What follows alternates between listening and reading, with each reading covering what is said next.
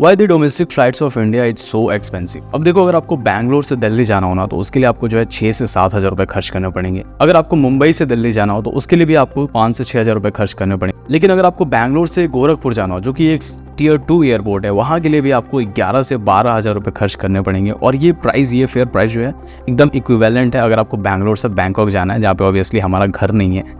और आप इसमें अगर 2-3 हज़ार रुपये और ऐड कर दो तो आप इजीली जो है बैंगलोर से दुबई का ट्रिप कर सकते हो, 1 वे का। सो सवाल अब भी यही है कि फ्लाइट्स के प्राइसेस जो है डोमेस्टिक्स में इतने महंगे क्यों हैं। इस वीडियो में हम लोग थोड़ा समझेंगे इस चीज़ को।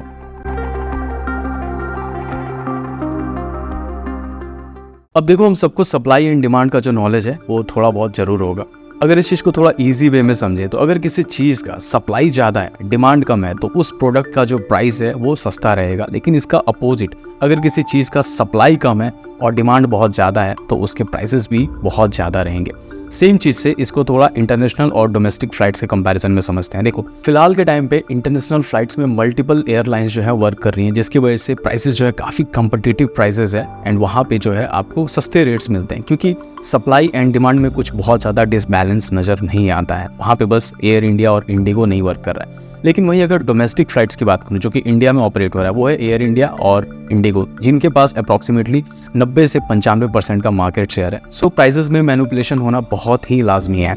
अलॉन्ग विद डैट, फ्लाइट्स का जो सबसे एक्सपेंसिव कॉस्ट होता है वो है उसका फ्यूल का चार्ज। और आपको ये बात जान के हैरानी होगी कि गवर्नमेंट ने जो फ्यूल, जेट फ्यूल्स जो होता है, उसको जो है जीएसटी रेजिम से बाहर रखा। जेट फ्यूल्स पे लगता है वैट, जो कि पर्टिकुलर स्टेट्स डिसाइड करती हैं कि वो कितना चार्जेस करेंगे एंड अप्रॉक्सीमेटली ये 30 से 35% के बीच में आता है। तो आपको एक सिंपल सा वे समझाता हूँ कि अगर 100 रुपए का फ्यूल जो है एक प्लेन में डाला जा रहा है तो उस पर 30 से 35 रुपीज़ जो है वो वैट चार्जेस होता है। तो अगर आप इसको 7,000 रुपीज़ के टिकट प्राइसेस से कंपैरिजन करोगे तो आप ऐसा मान के चलो कि 500 से 600 रुपये जो है वो आप वैट का पे कर रहे हो। तो अगर ये वैट नहीं होता फ्यूल्स पे तो आपका टिकट का प्राइसेस लगभग जो है 6,500 के आसपास होता। एडिशनली हम ऐसे बहुत से चार्जेस पे करते हैं, जैसे security charge, maintenance charge and उड़ान के प्रोजेक्ट्स के लिए जो चार्जेस इकट्ठे किए जा रहे हैं वो बेसिकली एयरलाइंस वालों के थ्रू होना चाहिए थे। लेकिन एयरलाइंस जो है वो हमारे जेब से काटते हैं, ट्रैवलर्स के जेब से काटते हैं एंड उस प्रोजेक्ट्स के लिए भी अप्रॉक्सीमेटली 500 to 600 रुपीज़ जो है जाता है।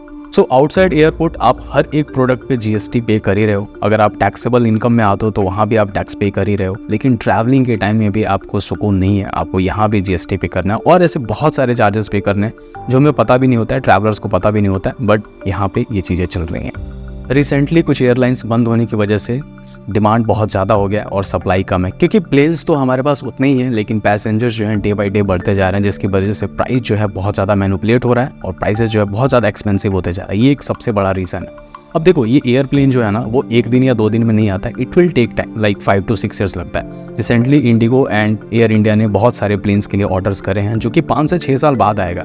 तो 5 से 6 साल तक जो है प्राइसेस जो है थोड़ा बहुत एक्सपेंसिव हमें देखने को मिलता रहेगा।